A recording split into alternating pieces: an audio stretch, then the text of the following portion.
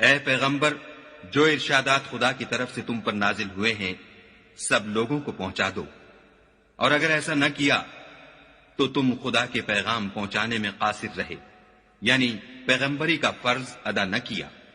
اور خدا تم کو لوگوں سے بچائے رکھے گا، بے شک خدا منکروں کو ہدایت نہیں کرتا۔ کہو کہ اے اہل کتاب، جب تک تم تورات اور انجیل کو اور جو اور کتابیں تمہارے پروردگار کی طرف سے تم پر نازل ہوئیں ان کو قائم نہ رکھو گے، کچھ بھی راہ پر نہیں ہو سکتے۔ اور یہ قرآن جو تمہارے پروردگار کی طرف سے تم پر نازل ہوا ہے، اس سے ان میں سے اکثر کی سرکشی اور کفر اور بڑھے گا، تو تم قوم کفار پر افسوس نہ کرو۔ جو لوگ خدا پر اور روز آخرت پر ایمان لائیں گے اور عمل نیک کریں گے، خواہ وہ مسلمان ہوں یا یہودی یا ستارہ پرست یا عیسائی،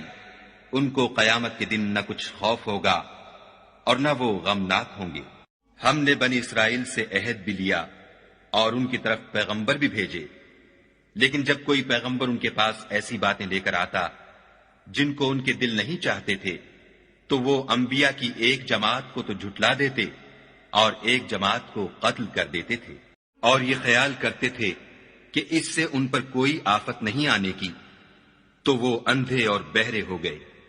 پھر خدا نے ان پر مہربانی فرمائی، لیکن پھر ان میں سے بہت سے اندھے اور بہرے ہو گئے،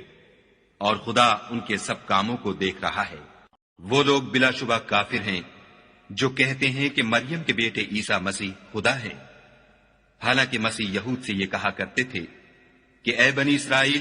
خدا ہی کی عبادت کرو جو میرا بھی پروردگار ہے اور تمہارا بھی،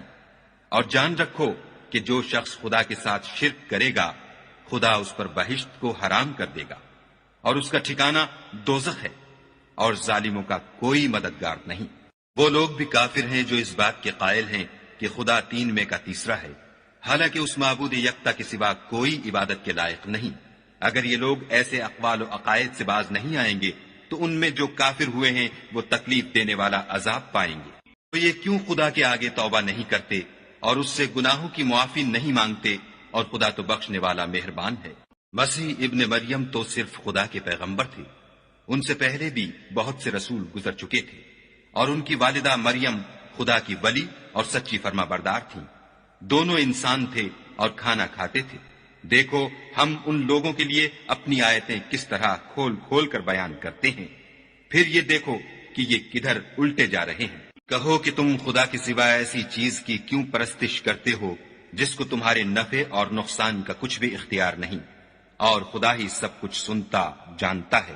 کہو کہ اے اہل کتاب، اپنے دین کی بات میں ناحق مبالغہ نہ کرو، اور ایسے لوگوں کی خواہشوں کے پیچھے نہ چلو جو خود بھی پہلے گمراہ ہوئے اور بھی اکثروں کو گمراہ کر گئے اور سیدھے رستے سے بھٹک گئے۔